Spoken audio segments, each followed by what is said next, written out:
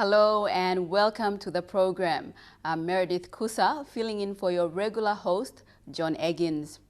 Prime Minister Peter O'Neill returned home on the weekend happy that relations between Papua New Guinea and New Zealand have been raised a bar. Mr. O'Neill made a 3-day official visit for talks with his counterpart, John Key, as well as meetings with businessmen and the Maori community. Mr. O'Neill also opened the refurbished Papua New Guinea High Commission in the New Zealand capital, Wellington. John Eggins, who was part of the media contingent with the Prime Minister, reports. The weather at the latter end of winter was still cold, and the winds at the south end of North Island of New Zealand still strong.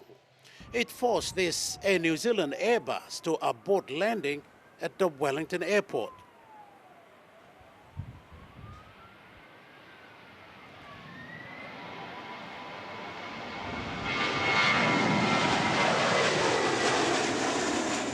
That was just minutes before the Air New Guinea jet with our Prime Minister and his small delegation. It, however, landed smoothly. That's how it was for the rest of the 3-day official visit. It culminated in bilateral officialdom with the New Zealand government, as well as a display of Maori and Pacific cultures. At a news conference inside the Beehive, New Zealand's national parliament, Prime Minister of New Zealand John Key said PNG was at the threshold of surging forward as a nation and that New Zealand is a partner, a friend on this journey. PNG is a big and complex country, but it looks to us as if it's on the right track, and that's good for us as Pacific neighbours as well as good friends of Papua New Guinea. But the New Zealand media was relentless on Manus and the new asylum deal with Australia. We've done it before. Prime Minister O'Neill, however, rose to the occasion. He was articulative on the issue. So why is it such a big issue today? When John Howard asked us to open up a center, we did. When Gillard asked us to, when Rudd came into power, asked us to shut it down, we did. Of course, Gillard asked us to open it up again. We did that again. And now Rudd asked us to extend it. We extended it. New Zealand noted maturity on the part of Papua New Guinea in dealing with national, regional, and world issues. And that was made known in as many ways by New Zealand's Foreign Minister Murray McCully at the rededication of the Papua New Guinea High Commission in Wellington. This is a government that has set the bar very high, that has committed itself to having strong relationships with its neighbours. We are to hear more from the New Zealand Foreign Minister. He leads a delegation to Papua New Guinea shortly. Bougainville is part of the delegation's visit. Bougainville has significant relevance since New Zealand stepped in to provide the mediating platform for peace during the height of the Bougainville crisis. And history has its ways. It was Bill Dim, the current High Commissioner to New Zealand, who initiated the move. As then Secretary for Foreign Affairs, he approached the New Zealanders when Australia refused. Wellington provided the frigates for the peace talks. For now, High Commissioner Dim may be recalled to Waigani to head the Department of Foreign Affairs, a position he now acts in. We are recalling High Commissioner back to Papua New Guinea. He's got bigger challenges of rebuilding foreign affairs from ground up also. Our Prime Minister's delegation to New Zealand included the Foreign Minister Rimbing Pato, Events Minister Justin Chachengo, Agriculture and Livestock Tommy Tomskol, the member for Sohe, and the Governor for Western. There were meetings with New Zealand business executives. The Kiwis are already a force in infrastructure in PNG through Fletcher, Becker, Geothermal New Zealand, and a number of others. Several MOUs were also signed. The first was on geothermal power, providing a reliable and cost-effective electricity supply. Then an understanding with the Victoria University of Wellington on education.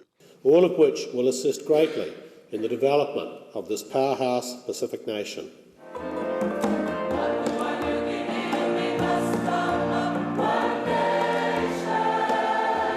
It is New Zealand's premier research institution.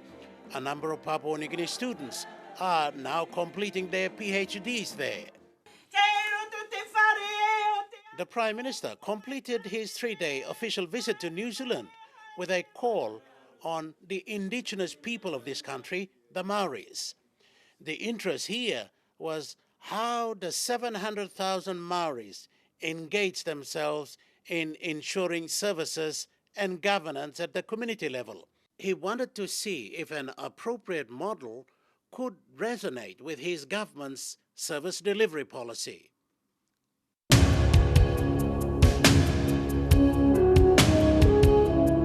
Last week, the Minister for Trade, Commerce and Industry, Richard Maru, led the biggest PNG trade delegation ever to visit the Solomon Islands.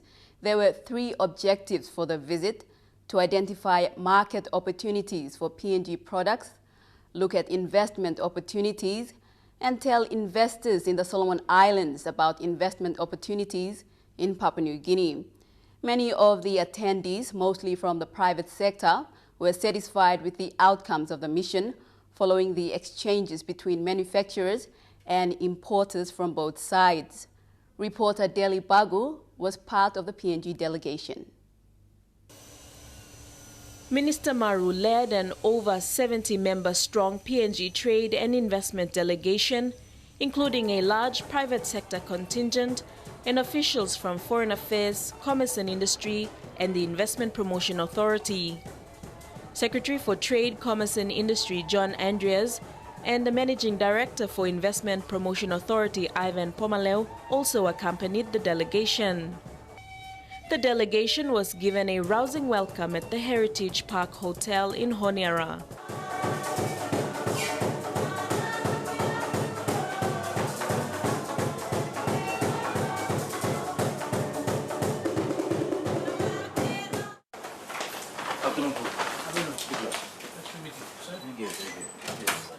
At government-to-government levels, the first stop Minister Maru made was a courtesy call on the Solomon Islands Prime Minister Gordon Dasililo, where they exchanged gifts. Thank you, Bella. Thank you for the welcome. Right, thank you. Thank you. Yeah. And had closed-door discussions. A business breakfast was held to officially open the Trade and Investment Mission. It was officiated by the Ministers of Commerce from both countries. The government of Solomon Islands is encouraged to see a number of distinguished representatives of PNG businesses and investors. Very strongly we have a relationship with you that we do not enjoy with any other nation in the Pacific. Our relationship with you is very emotional, it's long-lasting, it stood the test of time, and we're here to stay. A business forum was held for a range of speakers to make presentations on economic overviews and possible opportunities for business and investments. This ran alongside a PNG products exhibition.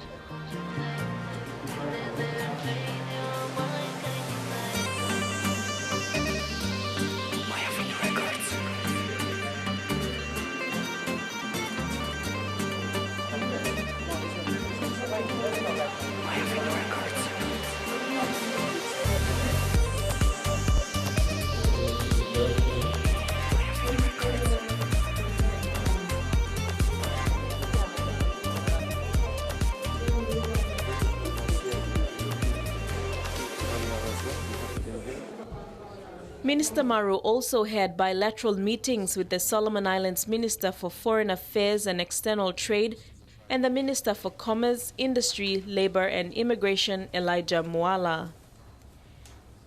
It was at these meetings when Minister Maru expressed concerns that there were sticking issues with respect to Solomon Islands' application for duty-free access, which needed to be addressed before moving on to the next MSG trade agreement phase of labour mobility. We will not agree to progressing the rest of the MSG trade agreement as far as labor mobility and other aspects of the agreement is concerned until we iron out all the sticking points in relation to allowing PNG goods to have duty-free market access to the Solomons market. For many of the participants, the trade and investment mission to the Solomon Islands was a success. Most of them from the private sector said the one-on-one meetings between manufacturers and service providers was the highlight of the mission. Our company is involved in the manufacturing. Many business houses visited our exhibition, and we have some proposals for distribution. Prima Small Goods is a small goods manufacturing company. We've had inquiries from Solomon Islands previously, but because we didn't have the capacity to cover the demand domestically, we can now with our new factory and also cover for possible market here in Solomons. Massey Business Center is a locally owned center that provides business training. Our interest is basically to identify a repeatable business training center or institute in Papua New Guinea and to come up with a partnership or some sort of an arrangement that will enable us to improve our capacity in terms of our trainers and as well as to help us in our training modules. Santa Bora, Bangapondu, PNG SI Limited. I want to attract the tourists. We have established the culture tourism site, and we will attract a lot of tourists that will be coming into West New Britain to know more about our culture and to know more about what we do with the Shell money. Herbal consultancy and management services. I came in the interest of Shell money because I traveled to Bougainville, to Arawa, and pick up my Shell money from there using the traditional boundary. This is not the first time I'm coming here because I'm coming back to buy and looking at establishing my little business in Solomon Islands. Landframe is an IT services company. We specialize in building custom-made applications for business. So we wanted to join this trade mission that the minister has put on so that we could try to market our services to the Solomons community. And what we found is that there are a lot of people here that are interested in partnering with us. On the very first day, we've been well received, and with the information that's been given on both sides from Papua New Guinea and Solomon Islands have been very, very informative. There are some issues that has been raised, but in terms of our manufacturing side and service side that we brought along on this trade mission, already it's been shown that it has been very successful due to the fact that there have been relationships built, orders been filled on both sides. There are a lot of exchanges at different levels with respect to picking up discussions later on. So obviously there's bound to be more discussions after we return home on what possibilities are there. A number of delegates are coming right back in the course of the next couple of weeks to pick up on discussions that they've had. To ensure that the mission's positive outcomes were fully captured and remain sustainable for the country, Minister Maru has written a report with recommendations for the NEC to deliberate on. An invitation was given to Mr. Maru's Solomon Islands counterpart minister to visit PNG in October this year with a similar delegation to seek out opportunities in the PNG market and, in moving forward, to cement trade relations between both countries.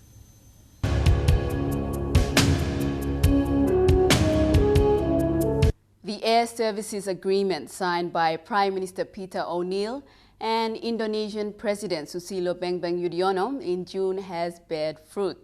The first Air Niugini flight to Bali, Indonesia was launched on Monday, starting off with weekly flights and at a cost of up to 1,000 kina. The big question is, will the flights be sustainable in the long run? State Enterprise Minister Ben Micah announced a number of incentives to encourage travel between the two nations. He was one of the 3 state ministers that traveled to Bali on the Air Niugini inaugural flight. Air Niugini currently flies to 10 international destinations. Its direct flight to Bali now makes it 11. Indonesians living in PNG took advantage of the opportunity. Other passengers to travel were those invited by Air Niugini on board the inaugural flight as guests, mainly those in the business sector. As is a custom with all new ventures with Air Niugini, a blessing ceremony was held to dedicate the inaugural flight to Bali, Indonesia. We are not left out, mighty God. We are one of the many in this earth, on earth, that you have blessed. On to the speeches. Chief Executive Officer of Air Niugini, Simon Fu, said the airline chose Bali because it is a world-class tourist destination. We are in discussion with Garuda to see if we can implement a code-share agreement. But in the meantime, we are going to operate once a week, and subject to how the opportunities arise, we shall then look at a second service in the future. I would also like to remind all the business people here that we have capacity for 75 tonne a week under the agreement. And we look forward to your support to build up the trade relationship between Papua New Guinea and Indonesia.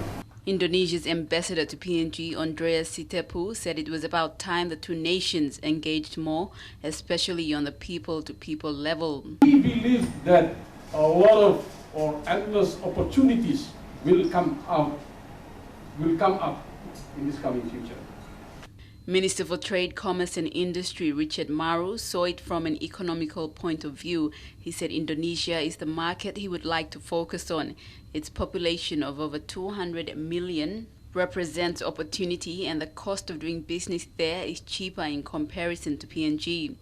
Indonesia is the most important emerging market for us, and as the whole world moves towards Asia, because this is the Asian century, Papua New Guinea is also moving that way, and certainly Indonesia is the target market for us, and I'm extremely proud that I could be part of the team that's now going together with the rest of us to Indonesia today.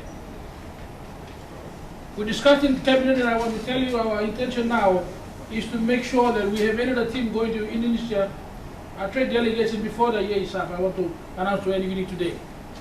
It's important that we do not lose the momentum that we built as a result of the Prime Minister and his team visit to Indonesia. And it is our intention as government to send a trade delegation back through West Papua and back into Indonesia. State Enterprise Minister Ben Micah confirmed that the government will be subsidizing the flights in the initial stages until it's able to sustain itself. He has a number of incentives that will encourage travel between the two routes. I will be taking to Cabinet a paper that will provide some support that we will call a travel and trade incentive fund that will underpin this sustainability of this route for a short term only, Mr. Fu. Also on top of that, with my colleague Minister for Culture and Tourism, we are working on several exchange of cultural activities between the Melanesian provinces of Indonesia and Papua New Guinea and other Pacific countries that will enable yearly movement of large numbers of people for cultural purposes. At the same time, I want to announce that we have now secured sponsorship for us to begin the Melanesia Cup, Mr. Fu. The Melanesia Cup will involve all the Melanesian countries, Indonesia and the 5 Melanesian provinces in a biannual event that will enable soccer players and spectators between Indonesia and the Pacific and Australia to travel back and forth. After the speeches, the inaugural flight was officially declared open. These group of passengers now making the mark as the first to board the inaugural flight to Bali. 4 hours later, after a smooth flight at Denpasar, Bali, the flight was given a warm Balinese welcome.